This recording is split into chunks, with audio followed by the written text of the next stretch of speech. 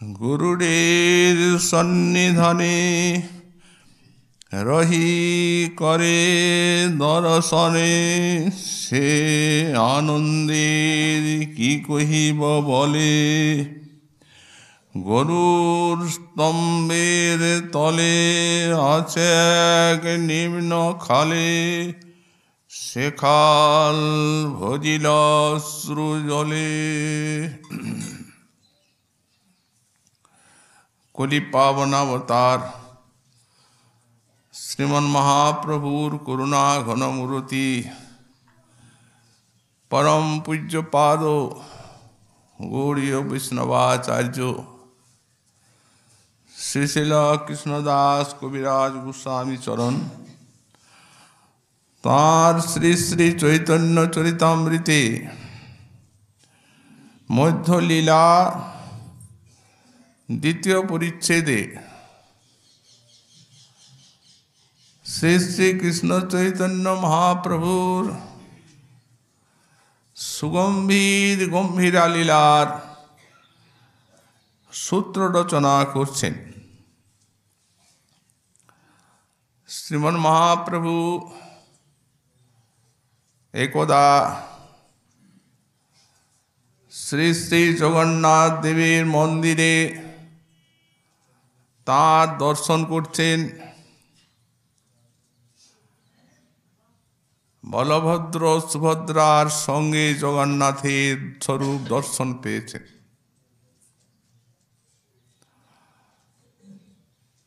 তো যখনই তিনি বলভদ্র সুভদ্রার সঙ্গে শ্রী শ্রী জগন্নাথের দর্শন লাভ করেন, তখনই মনে হয় সেই বিরোহিণী রাধার ভাবে যে কুরুক্ষেত্রে তিনি তার অভীষ্টের দর্শন লাভ করেছেন,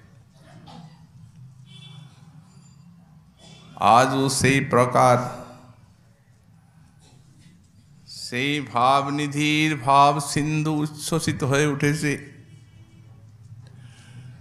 তিনি যে জগন্নাথ মন্দিরে জগন্নাথ দর্শন করছেন, সে কথা তার মনে নেই। সেই কুরুক্ষেত্রে রাধারানীর শ্রীকৃষ্ণ দর্শনের চিত্রটি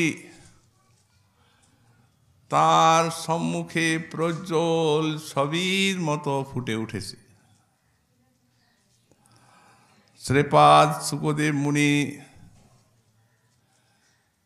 সেই সূর্য পরাগে কুরুক্ষেত্রে সমাগত যে বিপুল জনতা, তার মধ্যে সমাগম সব ঋষিদের এবং সেখানে নন্দ মহারাজ, তিনিও সব গোপগণ সঙ্গে শ্রীকৃষ্ণ মিলনাকাঙ্ক্ষায় বা তার দর্শনাকাঙ্ক্ষায় ওই সূর্যপরাগে গমন করেছে। সেই সঙ্গে গোপীগণও গেছেন, শ্রী শ্রী রাধারানীও আছেন।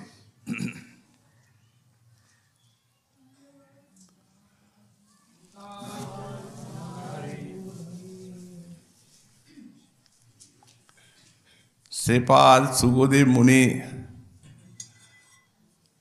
এই যে সব নন্দাদি গোপগণের এবং বসুদেব দেবকী প্রভৃতি যাদবগণের যে পারস্পরিক মিলন বর্ণনা করেছেন, সে একই অপূর্ব করুণ রসের ছবি এঁকেছেন তিনি। পরস্পরকে আলিঙ্গন করছেন। সব কৃষ্ণগণ যাদবগণকে, কৃষ্ণগণ সব গোপগণকে পরস্পরে আলিঙ্গন করছেন। চির দর্শন কাতরা, চিরকাল বহুকাল দর্শন নেই। সেই বহুকালের দর্শনে হৃদয় যে কাতর, বিরহ বিধুর পরস্পরকে আলিঙ্গন করছেন, অশ্রু জলে যেন বন্যা নেমেছে। সুগমণি বলছেন যেন মৃতদেহে প্রাণ পেয়েছেন সকলে। এই প্রকারে পরস্পরকে আলিঙ্গন করছেন। শ্রীনন্দ মহারাজকে আলিঙ্গন করছেন বসুদেব মহাশয়। ভাবের আবেগে উভয়ের কণ্ঠরুদ্ধ, বাষ্পরুদ্ধ কণ্ঠে কেউ কাউকে কিছু বলতে পারছেন না, কেবল নয়নাশ্রু জলে ভাসছেন। বসুদেব মহাশয়ের চিত্তে ফুটে উঠেছে কত কত সেই পূর্বের স্মৃতি।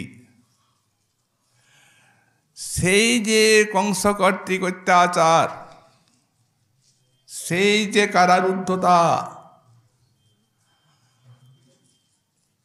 ভয়াবহ কারাক্লেশ, এবং সেই অবস্থায় নিজের সন্তানকে শ্রী নন্দ মহারাজের গৃহে নিয়ে স্থাপন রাখা, সেই ঘোর রজনীতে আর নন্দ মহারাজ তার সন্তানকে লালন পালন করেছেন। সেই পুতনার থেকে আরম্ভ করে সেই কেশী অরিষ্ট বমাসুর পর্যন্ত কত শত অসুরের যে উৎপাত কংস কর্তৃক প্রেরিত, তার সীমায়ত্তা নাই। এবং সেই সকল অত্যাচার তার পুত্রের সংরক্ষণের জন্য তিনি সহ্য করেছেন। তার সন্তানের জন্যই তো এই কংস তাদের এত অত্যাচার করেছে, অসুরগণকে পাঠিয়ে নীরবে সহ্য করেছেন সব। এবং এই নন্দ ইনি এতখানি উদার চরিতানাং বসুধৈব কুটুম্বকম। আমার সন্তানকে, কৃষ্ণ বলদেবকে নিজের সন্তানের মতোই লালন পালন করেছেন, কোনো ভেদ জ্ঞান নাই। চিন্তা করছেন বসুদেব মহাশয়, ওহো, এর যে অবদান, এর কোনো প্রত্যুপকার হয় না, কিন্তু বলতে পারছেন না কিছু। নন্দ মহারাজ অশ্রুআপ্ত কণ্ঠে কণ্ঠ গদগদ, বসুদেব মহাশয়েরও তাই, কেবল শাস্ত্র নেত্রে আলিঙ্গন। কৃষ্ণ বলদেব এলেন, নন্দ মহারাজের চরণ বন্দনা করলেন। মহারাজ তাদের গাঢ় আলিঙ্গন করলেন বক্ষে তুলে, কিন্তু কেউই কিছু বলতে পারছেন না কাউকে, কেবল অশ্রুর পাথারে সব ভাসছে। কত কত সব স্মৃতি চিত্তে উদিত হচ্ছে। দীর্ঘ বিরহের অবসানে এই মিলন।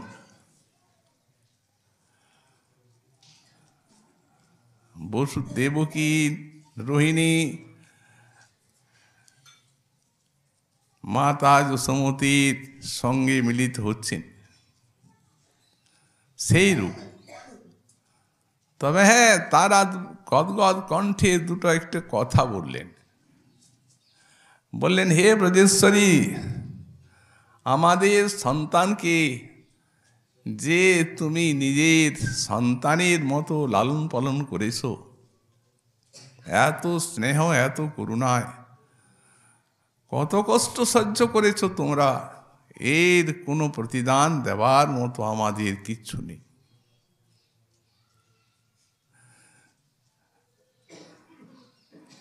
কোনো বস্তুতেই এর প্রতিকার হয় না। ওহো কি উদার,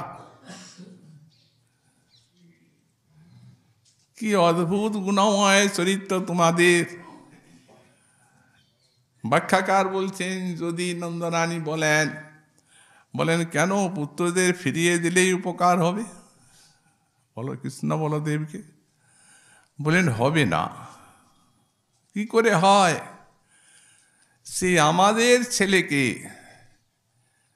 ওই বালককালে শিশুকালে যে লালন পালন,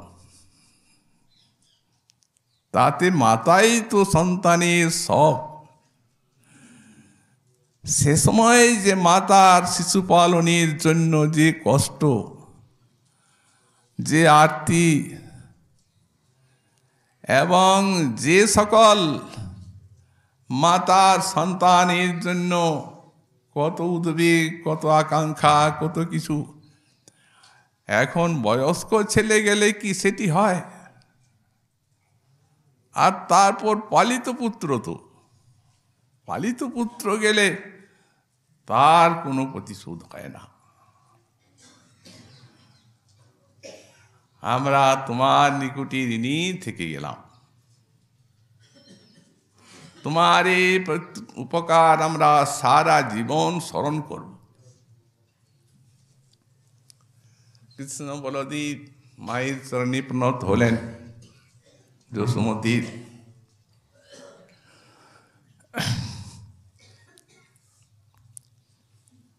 মাতা নিজের আসনে সন্নিকটে দুই দিকে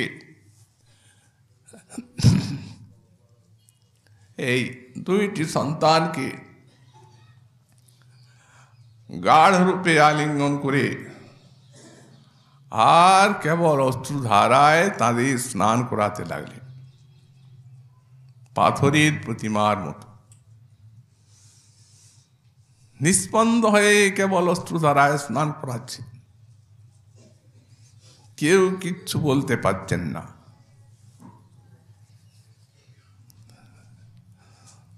তারপরে এইখানে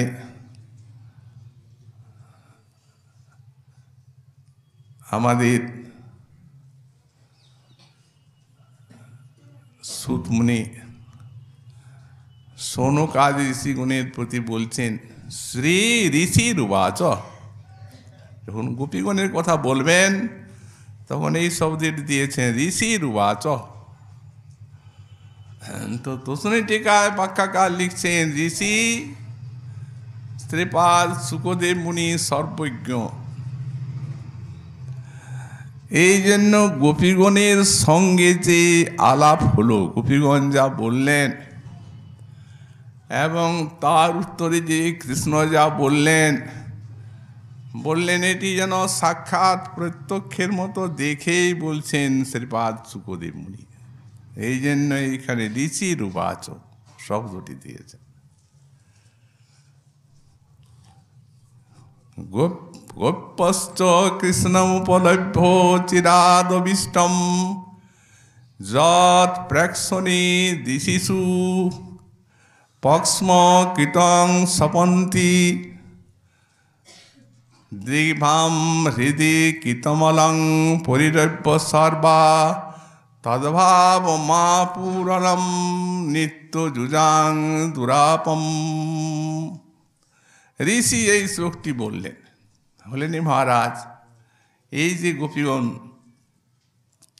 এরা যৎ প্রেক্ষণে দিশিষু পক্ষ্মকীটং সপন্তি, যে শ্রীকৃষ্ণের দর্শনের পথে পলক ব্যবধান সৃষ্টি করে বলে আর পলক স্রষ্টা বিধাতাকে অভিসম্পাদ দান করেন। এই যে নয়নের পলক, এই পলক কোনো বাধার সৃষ্টি করে দর্শনে, তা কখনো কারো গোচরে আসে না, আসা সম্ভবপর নয়, বোঝাই যায় না। কিন্তু সেখানে আছে ক্ষণকল্পতা আছে, নিমেষাসহতা আছে সেই মহাভাবের কাছে। এদের নিমিষ সহ্য হয় না, এই জন্য বিধাতাকে শাপ দেন।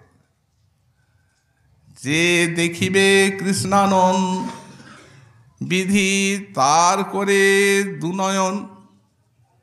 মাত্র দুটো,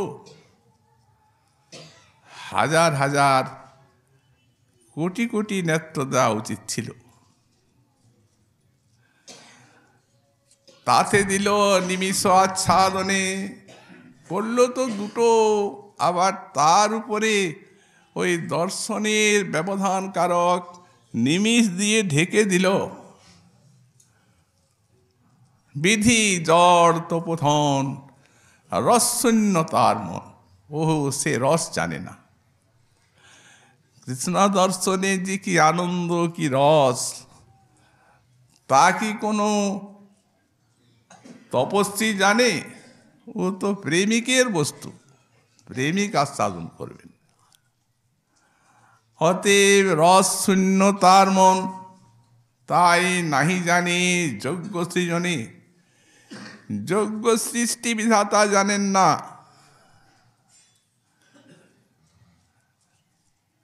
যদি আমার কাছে জিজ্ঞাসা করতেন, যারা কৃষ্ণ দেখবে, তোমরা তো কৃষ্ণ দেখো, যারা কৃষ্ণ দেখবে তাদের কটি নেত্র করা উচিত, তখন আমি বলতাম, মোর যদি বল ধরে তো কোটি আঁখি তার করে, তবে জানি যজ্ঞ সৃষ্টি তার। আমার যদি কথা শুনতো ওই বিধাতা জড় তপস্বী, তাহলে 1 কোটি আঁখি দিত যারা কৃষ্ণ দেখেন তাদের। তো 1 কোটি আঁখি এই শরীরে কোথায় ধরবে? বিষয়টা তা নয়।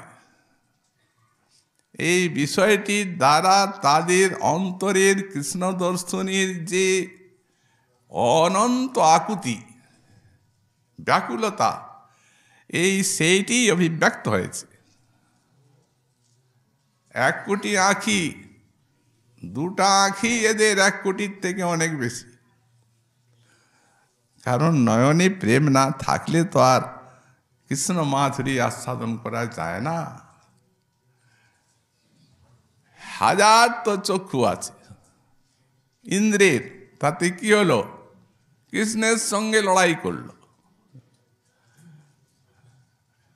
গিরিরাজ ধারণী কত সব উৎপাত, গিরিরাজ ধারণ ইত্যাদি করালো। ওই ইন্দ্রজাগ খণ্ডনে যখন ব্রহ্মার নিকটে তিনি গেলেন, ব্রহ্মা বললেন, 1000টা চোখ আছে কিন্তু অন্ধ তুমি। 1000 চোখ থাকলে কি হবে? এদের নয়নে আছে মহাভাব। অনুরাগ এসে নয়নকে সুরঞ্জিত না করলে কখনোই কৃষ্ণ মাধুরী আস্বাদন করা যায় না। সে অনুরাগ যখন বাড়তে বাড়তে ওই বর্ষাকালের তটিনীর মতো একবারে তরঙ্গে তরঙ্গে তরঙ্গে তরঙ্গে যখন একেবারে উচ্ছ্বসিত হয়ে যায়, আপন ভাবে আপনি মেতে যায়, তখন তার নাম হয় মহাভাব, অনেক উচ্চকোটি।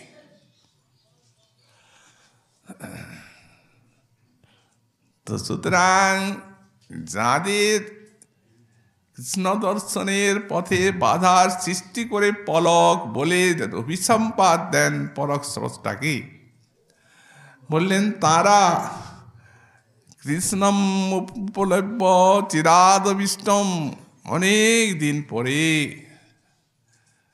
এই অভিষ্ট কৃষ্ণকে তারা দেখতে পেলেন। কতদিন পর এই হিসাব করা যায় না, বৎসরের হিসাবে হবে না, কালের হিসাবে এটি ধরা যাবে না। কেন? বললেন যেহেতু কৃষ্ণ অদর্শনে যাদের 1 ক্ষণকাল কোটি কল্পের মতো মনে হয়,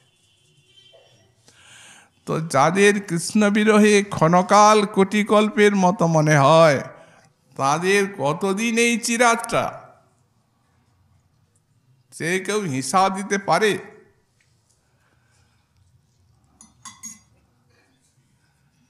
কৃষ্ণ উপলভ্য চিরাদভীষ্টম দর্শন করলেন।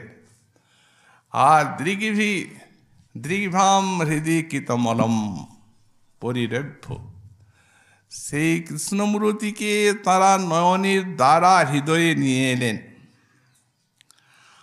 আর হৃদয়ে এনে আর তারা তাকে গাঢ় আলিঙ্গন করলেন। হৃদি কৃতমলম এবং দিগ্ভাং হৃদি কৃতমলম, আর তাপ পরিহার করলেন। এমন একটা ভাব প্রাপ্ত হলেন তারা যে সেটি নিত্য যুজাং দুরাপম, নিত্য সংযোগিনী দ্বারা রুক্মিণী সত্যভামা তাঁদের অতি দুরাপম, অতি দুর্লভ। আমাদের সাঁইপাদ টিকাতে লিখেছেন এই নিত্য সংযোগ বলতে সমস্ত নিত্য আরূঢ় যোগী। আর আমাদের তসুনি টিকাকার লিখেছেন যে এখানে নিত্য সংযোজা বলতে রুক্মিণী সত্যভামা ইত্যাদি, তাদের এই সমস্ত দুর্লভ জিনিস এ তো মহাভাবই হয়, তাদের মধ্যে তো আর মহাভাব নাই। এই জন্য তখন আসন্ন জনতা হৃদ বিলোড়নম, এটা আবার উজ্জ্বল একটা লক্ষণ করা আছে। যখন কুরুক্ষেত্রে দর্শন হলো তখন আসন্ন জনতার হৃদ বিলোড়নম, তার দৃষ্টান্ত দিয়েছেন গোস্বামীপাদ। উনি বললেন যখন এই রাধারানীর অনুরাগ নদী, গোপীগণের অনুরাগ নদী, যখন অনুরাগ সিন্ধু যখন উচ্ছ্বলিত হয়ে উঠল, তখন উচ্ছ্বলিত হতে হতে এই অনুরাগ সিন্ধু উচ্ছ্বলিত হতে হতে প্রথমে কুরুদেশকে আপ্লাবিত করল, তারপরে কুরুদেশকে আপ্লাবিত করে উঁচু পাহাড়গুলোকে ডুবালো, বাড়তেই লাগলো, বাড়তে বাড়তে উঠে গেল স্বর্গলোকে। এই স্বর্গলোককে ডুবালো, আরও বাড়তে লাগলো, বাড়তে বাড়তে একবারে উঠে গেল জনলোকে, তপলোক হয়ে সত্যলোক, তারপরে বললেন তারপরে বৈকুণ্ঠে চলে গেল। বৈকুণ্ঠে যে সেখানে কমলাকে পর্যন্ত স্তিমিত করে দিল। বললেন এটা ওই অনুরাগ নদী পক্ষে, কিন্তু আসন্ন জনতার হৃদ বিলোড়নম পক্ষে কি বললেন? সে পক্ষে হচ্ছে এখানে কুরুদেশকে আপ্লাবিত করলো তাদের অনুরাগ নদী, মানে কুরুজন যারা কুরুবংশীয় তাদের হৃদয়কে ব্যাকুলিত করল। তারপর হৃদয়কে ব্যাকুলিত করে পর্বতকে ডুবালো। পর্বত কারা? বললেন সমাগত সমস্ত রাজন্যবর্গ, তাদেরকেও প্লাবিত করল এই অনুরাগের লহরী। তারপরে স্বর্গে গেল। এই স্বর্গ শব্দে এখানে স্বর্গস্থা বলতে বাক্সস্থা ব্যাখ্যা করেছেন যারা পতিব্রতা রমণী, তাদের পাতিব্রত গর্বকে খর্ব করল। তারপরে উঠে গেল জনলোকে। এত যে অনন্ত সমস্ত জনসমাজ, এটা মেলা তো সূর্য পরে আগে কুরুক্ষেত্রে কে না এসেছেন, সবকে প্লাবিত করল। তারপরে উঠে গেলে সত্যলোকে। সত্যলোকে মানে সত্যার হৃদয়কে আলোড়িত করল সত্যভামা। তারপরে উঠে গেল সেই বৈকুণ্ঠস্থা, অর্থাৎ যিনি গোবিন্দের শ্রীকৃষ্ণের কণ্ঠে সবসময় লগ্না পট্টমহিষী রুক্মিণী, তাকে স্তিমিতা করে দিল এই ভাব। এই আসন্ন জনতা হৃদ বিলোড়নম। গোবিন্দ তাদেরকে একটু নির্জনে নিয়ে গেলেন, কারণ এখানে তো বিরাট জনতা, নির্জনে নিয়ে গেলেন। নির্জনে নিয়ে আর তাদেরকে সান্ত্বনা দিলেন। সেই উদ্ধবের নিকটে যে বলে পাঠিয়েছিলেন না যে সমস্ত কথা, ওই জ্ঞান যোগের কথা, ওই সেই রকম কথাই বললেন। কিন্তু আসলে উদ্ধবকে বলেছেন, নিজে বলেছেন, এগুলি কিন্তু ঢাকা। যেমন একটা অনেক মূল্যবান বস্তু প্রেরণ করতে গেলে রত্ন যেমন একটা আবরণ দেওয়া হয়, সেই প্রকারে জ্ঞান যোগের আবরণ দিয়ে আর পাঠিয়েছেন। ইনিও তাই বলেছেন, এখানেও সেই কথাই বললেন। গোপীগণ কি উত্তর দিলেন? আহুশ্চ নলিন নাভতে পদারবিন্দম যোগেশ্বরৈ হৃদি বিচিন্তমগাধ বোধৈ সংসার কূপপতিত তরণাবলম্বম গেহং জুষামপি মনস্তুদিয়াৎ সদা ন। আহু তারা বললেন এই কথা, একটা শ্লোক, হে নলিন নাভ, তে পদারবিন্দং, তোমার যে চরণারবিন্দ, যোগেশ্বরই হৃদি বিচিন্তম অগাধ বোধই, অগাধ বোধ যোগেশ্বরে যারা, তারা হৃদয়ে চিন্তা করেন। সেই যে অগাধ বোধ যোগেশ্বর গণ কর্তৃক চিন্তনীয় তোমার যে চরণ কমল, সেই চরণ কমল আবার সংসার কূপ পতিত তরণাবলম্বম, সংসার কূপে পতিত যারা, সেই তাদের এই কূপের থেকে উদ্ধার করার একমাত্র উপায় অবলম্বন। গেহং জুষামপি, আমরা হচ্ছি গেহ জুষা, গৃহস্থ ব্যক্তি, গৃহস্থের মেয়ে। অতএব গেহং জুষামপি মনস্সুদিয়াৎ সদান, আমাদের মনে সর্বদা তোমার ওই চরণ উদিত হোক, এই প্রার্থনা করলেন। যেমন ওর বাণী তেমনি এদের উত্তর। উনি যেমন উদ্ধবের কাছে আর নিজে জ্ঞান যোগের আবরণী প্রেম রস বললেন। 3 প্রকারের অর্থ প্রত্যেকটি শ্লোকের। একটা প্রেমানুভব সিদ্ধ, একটা জ্ঞান রূপ অর্থ, আর একটা নিত্যলীলা রূপ অর্থ। তাতে দেখিয়ে দিয়েছেন যে আমাদের সংযোগটি কোনোদিন যায় না। আর প্রেম রূপ অর্থে জানিয়ে দিয়েছেন, তোমাদের অন্তরে বাহিরে আমি সর্বদা স্ফুরিত হচ্ছি। যে কথা বলেছিলেন উদ্ধব, যে আপনাদের কৃষ্ণ বিরহ হয়েই না, উনি কৃষ্ণ বিরহকে স্বীকারই করলেন না। আমাদের মতো ব্যক্তিকে ধন্য করার জন্য বাহ্য বিরহ এটা। এই প্রেম যেখানে, যদি কৃষ্ণ প্রেমের অধীন হন, তাহলে এই প্রেমের নিকটে তিনি তো অন্তরে বাহিরে রয়েছেন আর অনুভবও করছেন আপনারা। ঠিক সেই কথা। কিন্তু এরা যেটা বললেন, সেটার আবরণটা উন্মোচন করলে কি পাওয়া যায়, সেটা মহাপ্রভুই উন্মোচন করে দিয়েছেন। যখন রথাগে নর্তন করছেন, অন্যের হৃদয়ে মন, আমার মন বৃন্দাবন, মনে বনে এক করি জানি, ওই যে মনস্সুদিয়াৎ সদান, তো মনটা কোথা? অন্যের হৃদয়ে মন থাকে। আর রাধারানী বলছেন, আমার মন বৃন্দাবন, আমার মন সেটি হচ্ছে বৃন্দাবন। এই মনে বনে এক করি জানি, মন আর বন এক। তাহলে বুঝতে হবে যে যারা বৃন্দাবনে আছেন তারা রাধারানীর মনে আছে। তাহলে মনে বনে এক বলবেন কেন? এক, তাহা তোমার পদদ্বয় করাও যদি উদয়, মনস্সুদিয়াৎ সদান, আমাদের মনে উদিত হন। তুমি এখানে থেকে দর্শন করলেই আমাদের কি,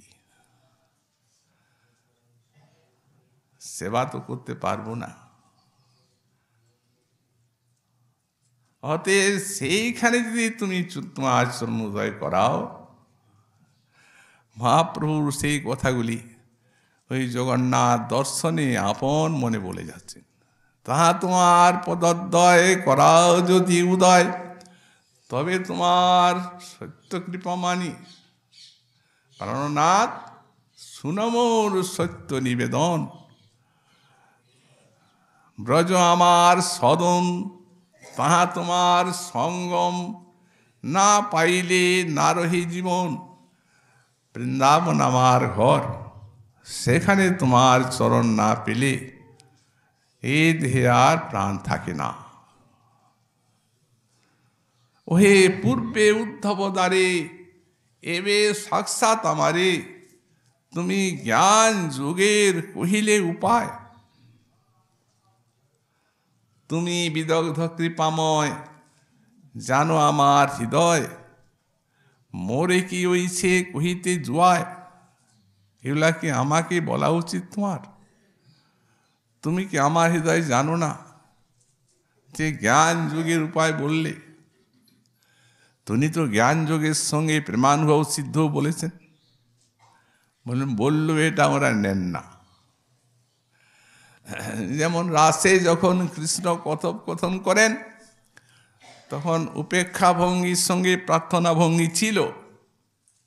সেটা কি গোপী জানেন না? সব জানেন, কিন্তু প্রার্থনাটা তো আসে নাই মনে, উপেক্ষাটাই। কারণ এদের তো অনিষ্টা শঙ্কাতুর, এদের চিত্ত হারাই হারাই ভাব। তো এই জন্যে এই যে উপরেরটা জ্ঞান, ওইটাই নিয়েছেন। তাই বলছেন মোরে কি হইছে কহিতে জুয়ায়। ধ্যান শিক্ষা দিচ্ছ, আমরা ধ্যান করব তোমার চরণ শরণের জন্য। চিত্তকারী তোমা হইতে মোরা বিষয়ে চাহি লাগাতে, কিন্তু যত্ন করি নারী কাঢ়িবারে, তুমি তারে ধ্যান শিক্ষা করো। একই লোক হাসাইয়া মারো, যজ্ঞাযোগ্য না করো বিচারে। ধ্যানের দ্বারা বিষয়ের থেকে চিত্তটিকে কৃষ্ণেতে নিয়োজিত করা যায়, এই তো ধ্যানের কার্য। তো আমরা তো তোমার থেকে চিত্তটিকে কেড়ে বিষয়ে লাগাতে চাই। পূর্ণমাসী দেবী তো তাই বললেন, পারি না। যত্ন করি নারী কারিবারে, তুমি তারে ধ্যান শিক্ষা করো, লোক হাসাইয়া মারো, যজ্ঞাযোগ্য না করো বিচারে। ওহে নহে গোপী যোগেশ্বর, তোমার পদকমল ধ্যান করি পাইবে সন্তোষ। তোমার বাক্য পরিপাটি, তার মধ্যে কুটিনাটি, শুনি গোপীর বাড়ে আরো রোষ। এরা কৃষ্ণ সেবা কামনা করেন, এরা কি কৃষ্ণ ধ্যান শরণ মনন কামনা করেন? সব ভুলে কৃষ্ণ সেবাতে এরা তন্ময়। দিন চলে যাচ্ছে, কৃষ্ণ সেবা হলো না। মহাজন খোলাখুলি এদের হৃদয়ের ভাবটি বলেছে। কালী বলি কালা গেল মধুপুরে, ওহ সেকালের কত বাকি। আমার যৌবন সায়রে পড়িতেছে ভাটা, তাহারে কেমনে রাখি। এদের প্রেমের তো এইটাই বৈশিষ্ট্য, অন্য প্রেমের থেকে নিজের সৌন্দর্য মাধুর্য এবং মহাভাবের দেহ দিয়ে কৃষ্ণ সেবা, সাক্ষাৎ প্রকট অপ্রাকৃত নবীন মদনী সেবা হচ্ছে না। তো এই কালটার কত বাকি। যৌবনের গাছে না ফুটিতে ফুল, ভ্রমরা উড়িয়া গেল। এহেন যৌবন বিফলে গোয়ানু, বন্ধু ফিরে নেহি নাহি এলো। লীলা তো অনেক করেছেন, রাসাদি লীলা, এবং একটা রাত্রি ব্রহ্মরাত্রি, কিন্তু সব মনে হয়েছে কিছুই না। ফুল না ফুটতেই ভ্রমরা উড়ে গেল, সেবা হলো না।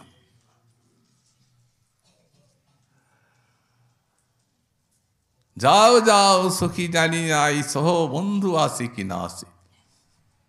তো সেই এতদিন পরে আজ পেয়েছেন, দর্শন পেয়েছেন, সেই কথাগুলি ব্যক্ত করছেন। সংক্ষিপ্ত একটা শ্লোক, কিন্তু বহুল তাৎপর্যপূর্ণ।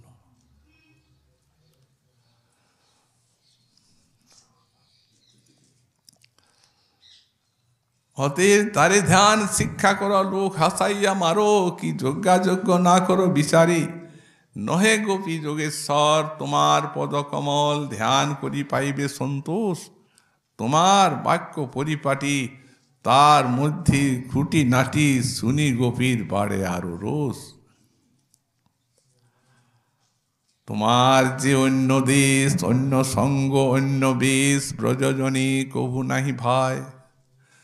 তারা ব্রজভূমি ছাড়িতে নারী, তোমা না দেখিলে মরে। বলো ব্রজজনীর কি হবে উপায়, বলে দাও আমাদের উপায় কি হবে।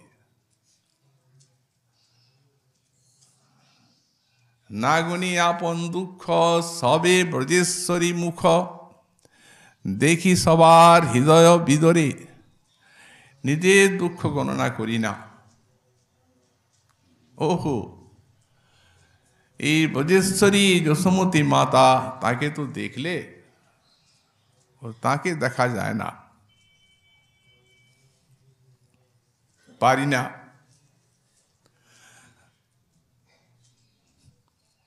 দেখি সবার হৃদয় বিদরে, তো কিবা জিয়াও ব্রজবাসী, আর কিবা মারো ব্রজে আসি। কেন জিয়াও দুঃখ সহিবারে, হয় মেরেই ফেলো, কিংবা এসে তাদের বাঁচাও। তুমি না এলে তারা বাঁচবে না।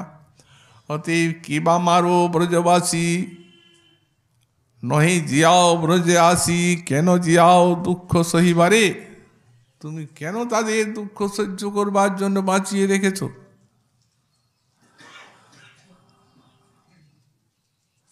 তুমি তো ব্রজে সর্বস্ব সম্পদ, কৃপা করে চরণ ব্রজেতে একবার উদয় করাও। শুনলেন রাধারানীর কথা। শুনিয়া রাধিকা বাণী, ব্রজ প্রেম মনে আনি, করে কৃষ্ণ তার আশ্বাসন। ব্রজে প্রেম মনে আনি, আপনাকে ঋণী মানি। নিজকে ঋণী মনে করলেন, এবং কৃষ্ণ রাধারানীকে আশ্বাসন দিলেন। প্রাণপ্রিয়ে সত্য শুনো মোর এ সত্য বচন। তোমা সবার স্মরণে ঝুরমুই রাত্রি দিনে, মোর দুঃখ জানে কোনজন। এর প্রমাণ বৃহৎ ভাগবতামৃতটি। এই যে এখানে বলছেন, তোমা সবার স্মরণে ঝুরমুই রাত্রি দিনে, মোর দুঃখ জানে কোন জন। এই চিত্রটি দ্বারকা লীলায় যেমন অঙ্কন করেছেন আমাদের সনাতন গোস্বামী পাদ নিখুঁতভাবে, এ আর কোথাও নাই। রাত্রের বেলা স্বপ্ন দেখছেন, চন্দ্রাবলী বলে বসন আকর্ষণ করছেন।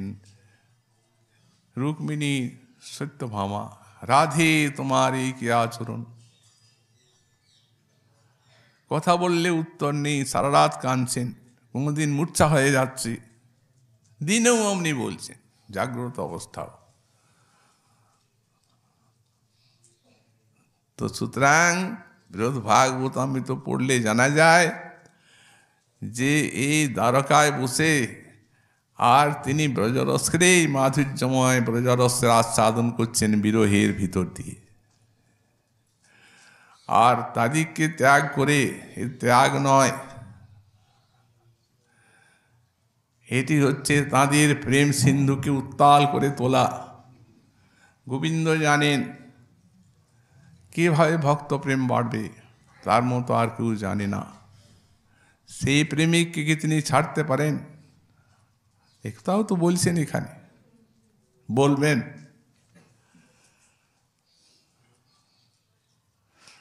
তো সুতরাং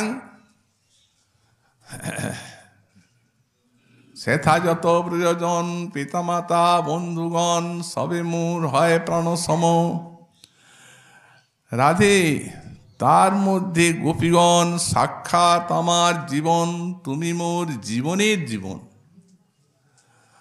তোমার সবার প্রেমবশে প্রেমরসে আমারে করিলা বসে, আমি তোমার অধীন কেবল। কিন্তু তোমার সভা ছাড়াইয়া আর এই যদুপুরে লইয়া রাখিয়াছি দুর্দৈব প্রবল। এটা দুর্দৈব প্রবল আমার, যার জন্য এইখানে পড়ে আছি তোমার সবাই ছেড়ে। জীবনের জীবনকে কেউ ছাড়তে পারি?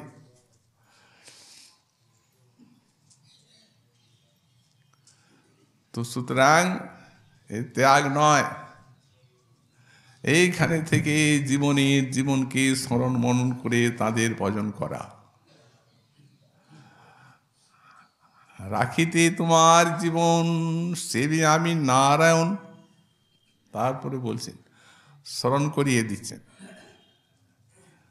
আসলে তো স্বয়ং ভগবান ব্রজেন্দ্র নন্দন বৃন্দাবন ত্যাগ করেন না, এইখানেই তো মূল স্বরূপে আছেন।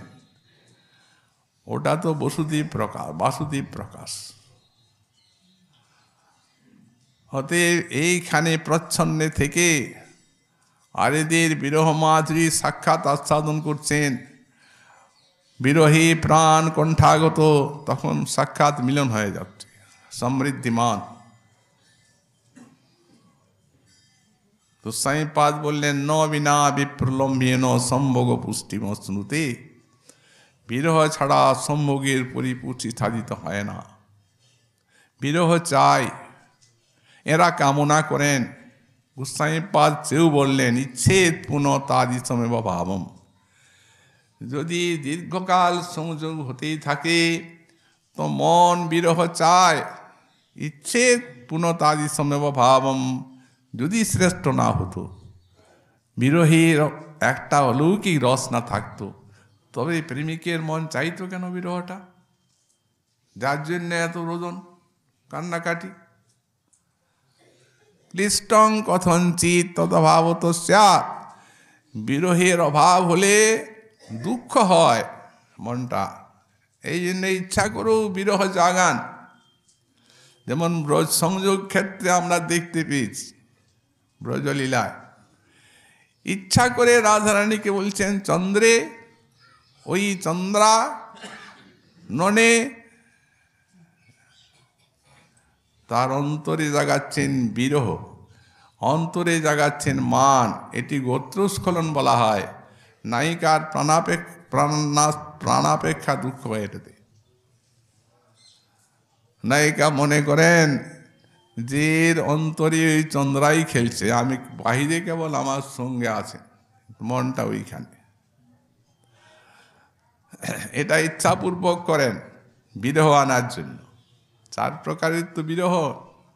এটি পূর্বরাগ, এটা মান, একটা প্রেম বৈচিত্র্য, আর একটা প্রবাস।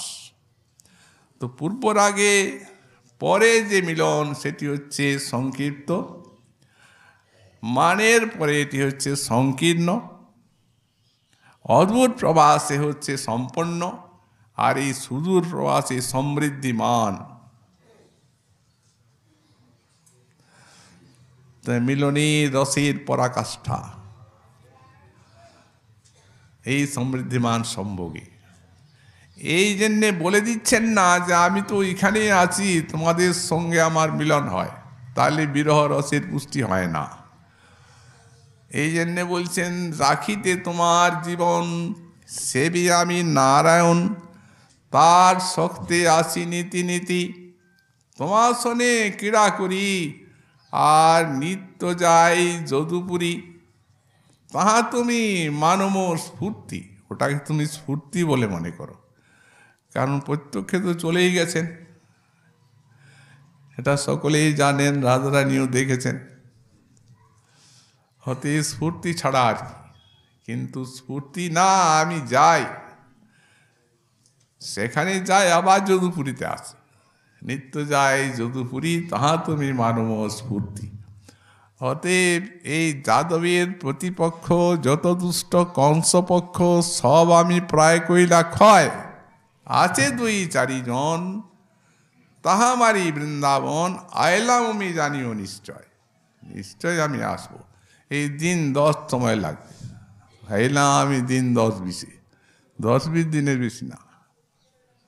কিন্তু এলেনই না তো, বললেন তো রাজারানীর কাছে 10-20 দিন, কিন্তু সেই দন্তবক্রবধ কোথায়? 10-20 দিন পরে কই এলেন? বলদেব এলেন, 2 মাস থাকলেন, উনি এলেন না।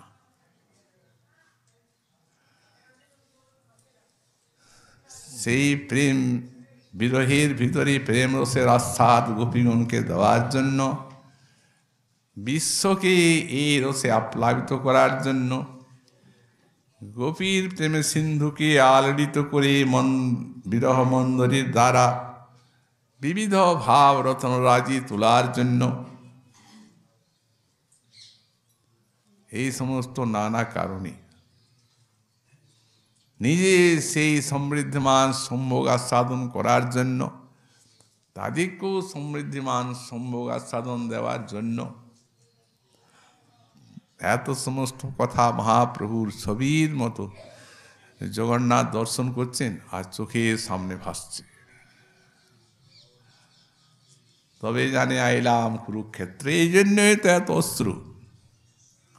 গরুর স্তম্ভের তলে আছে এক নিম্ন খালে, সেখাল ভরিল অশ্রু জলে।